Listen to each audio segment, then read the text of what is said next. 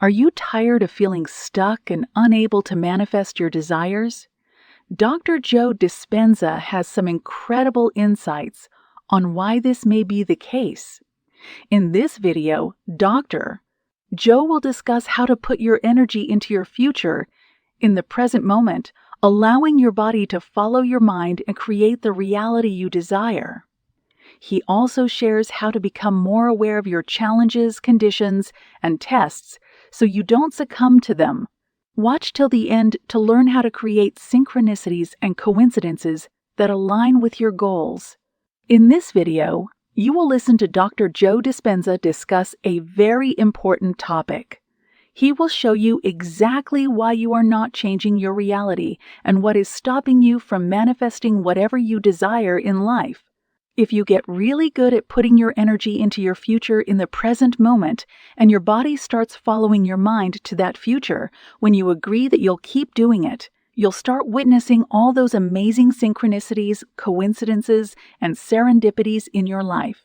And wouldn't you agree that you'll become more aware of your challenges, conditions, and tests as they occur instead of succumbing to the trigger hook, line, and sinker?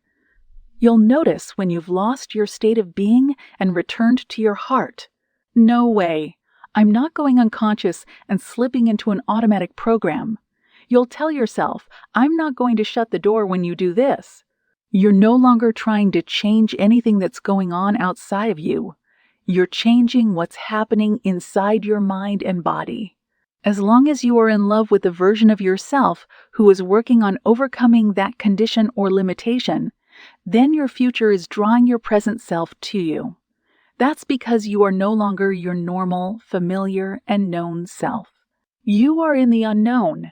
And if the thought sends the signal out and the feeling draws the event back to you, we could say that by staying in your heart, opening your awareness, and applying this formula of brain and heart coherence with your eyes open, the associated elevated emotions are actually creating those synchronicities.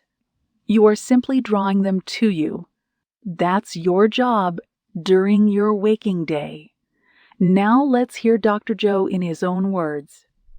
But before moving on, please remember to subscribe to our channel and click the bell notification icon. Enjoy.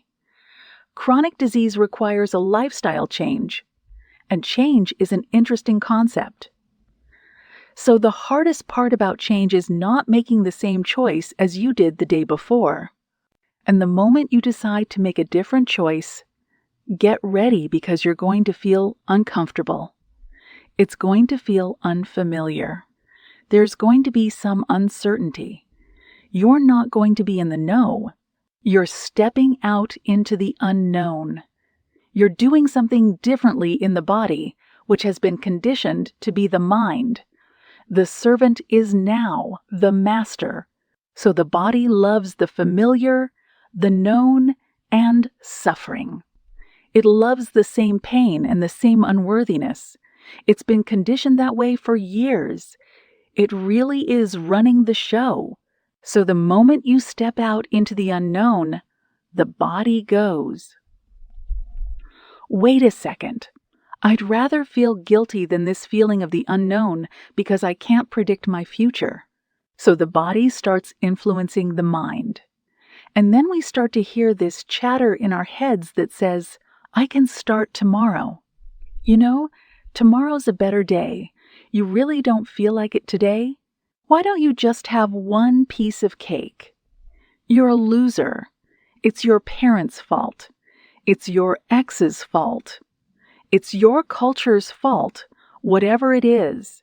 And if we accept, believe, and surrender to that thought as if it's the truth, that's an old circuit in the brain.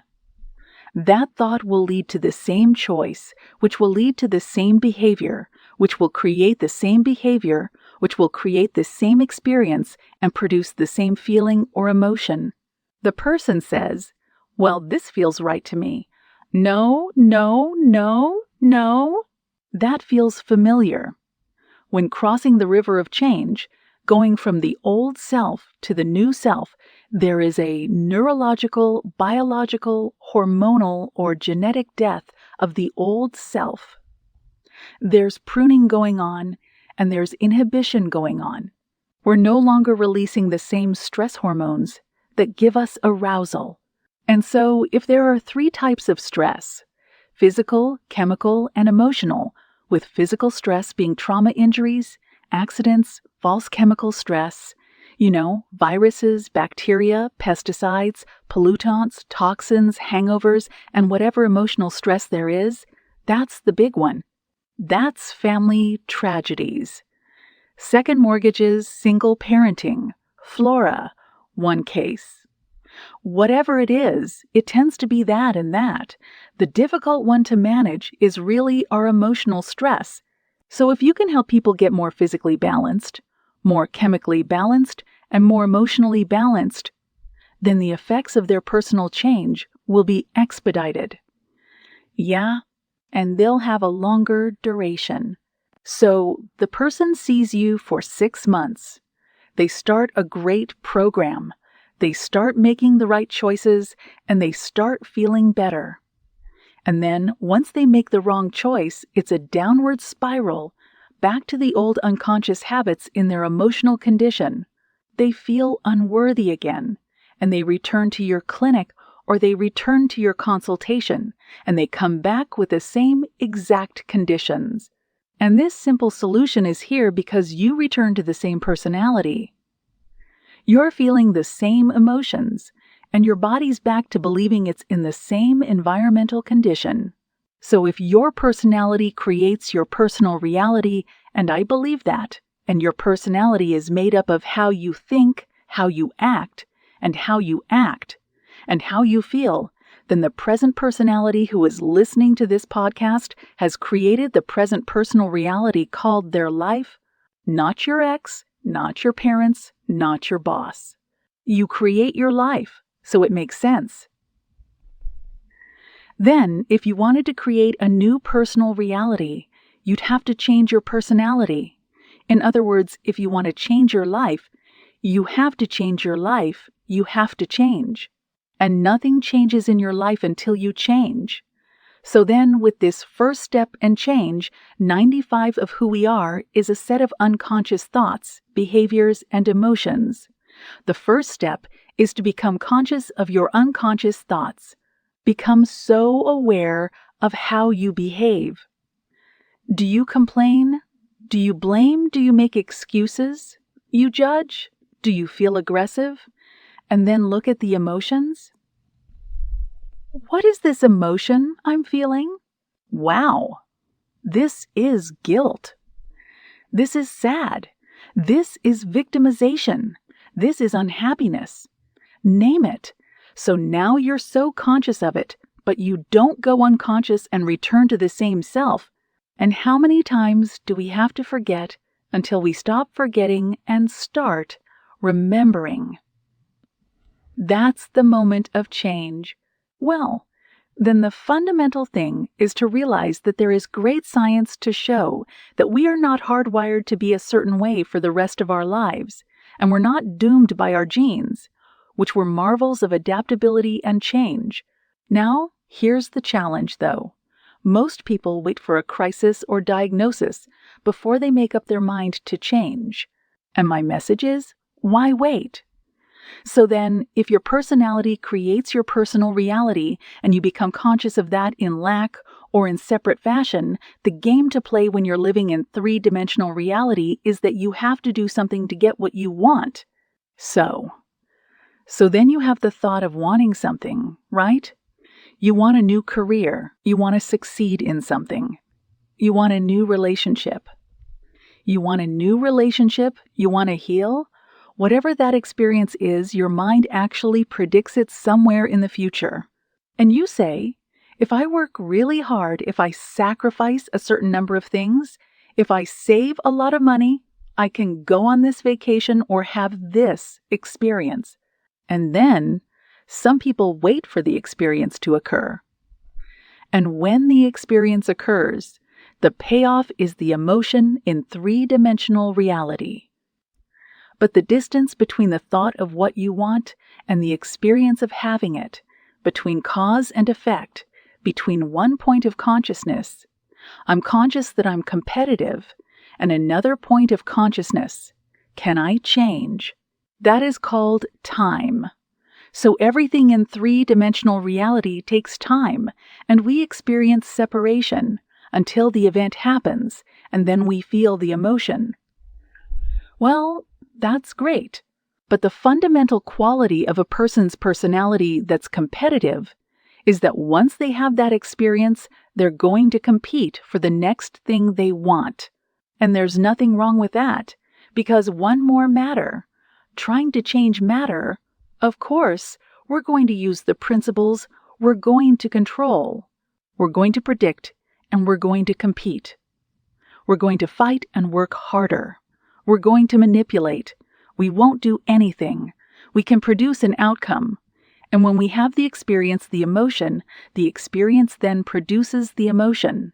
Well, the question is then, why do people become so dependent entirely on the experience to change their emotional state?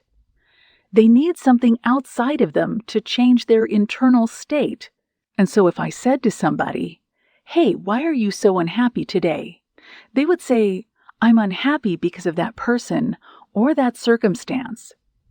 And what that really means is that that person or that circumstance is actually controlling the way you feel and think, and anything that controls the way we feel and think makes us victims of that circumstance. In other words, we're victims of our environment, and our response to the environment actually weakens the organism. It actually takes the body's vital life force and turns it into an emergency. And that's when you tap those resources. Okay, so then that's cause and effect. You're waiting for something. You create something. And so we're on the plane of doing, and you master some skills. You get educated, you make the right choices, you get the right counseling or the right advice, and you could actually succeed in this world. Well, that's great. But the time between you getting it and the thought of it is a lot of separation. Right. And so what if, like you said, okay, what would a new personality who is not competitive live like? What? How would I have to think? How would I put a person who's no longer competitive to work? You have to think, and you start thinking about how to think. And the act of actually doing it with intention or attention actually begins to install new circuitry in your brain. New hardware. Keep doing it, and it becomes like a software program that becomes the new voice in your head that says, "Ease up. There's another way to do it." Then, if you said, "How am I going to be in my life when I open my eyes? How am I going to live today? One day, one lifetime, as if I wasn't competitive." Okay, well, I may have to read a little bit and learn all about how to do that, but I can find somebody who did that. It was obviously someone who has. If you close your eyes and practice mentally, how are you going to be on a Zoom call? How are you going to be with your colleagues? How are you going to behave in your relationships? Mental rehearsal when you're truly present. The brain does not know the difference between real-life experience and what you're imagining. And the research on mental rehearsal says you can install neurological hardware in your brain to make it look like you've already done it. That's already been experienced. Now your brain is no longer a record of the past. Now it's a map to the future. Keep priming the brain with those instructions, and the hardware will become a software program. Now you'll start behaving that way. Now here's the hard part, which you accomplished. Can I teach my body to be emotional? What will it feel like to no longer be competitive, to be in love with life and know that everything's going to work out, or that I'm resourceful, intelligent, or whatever it is? Can I bring up the feeling of what a competitive, non-competitive, or a person who's mastered that feels like? You can teach your body emotionally what that feels like before the experience. Then it would make sense. Then, if you could do that enough times, you could condition your body emotionally to begin to change with that thought, that feeling, that image and that emotion, And so then the person becomes a new personality and changes from the old personality. And our research shows that when you do that, you change your circuitry. The way your brain works, the way your heart works, your gene expression, and your immune system. But the side effect of that, a lot of times, is that there are some very profound biological changes that take place in the person's health. And you say, "How did you do that?" And they'll tell you that disease exists in your personality. I'm literally somebody else. So if you have evidence and testimony, which we do have, that it's possible to change, and we have great evidence and scientific research that we're doing, evidence becomes the loudest voice. And that person who stands on the stage and tells the story of their personal transformation is speaking the truth of the 4-minute mile. And that's a new level of consciousness that says, I don't need anything outside of me to change my internal state. I can actually self-regulate, change my internal state, and more. I understand what I'm doing based on that, based on the model of science, and why I'm doing it. Then the how gets easier because you assign meaning to it. And when you assign meaning to it, you switch on that prefrontal cortex and it will find value in the act. If you don't know what you're doing and why you're doing it, it's left to conjecture, to superstition, to dogma. And so, after lighting a match in a dark place and taking a look at what aspect of yourself you want to be happy with, the first thing you have to do is stop being unhappy. You've got to become conscious of those thoughts that make you feel bad, the memories that go along with them, and the emotions associated with them. It and disengaging from that program take a lot of energy and a lot of awareness.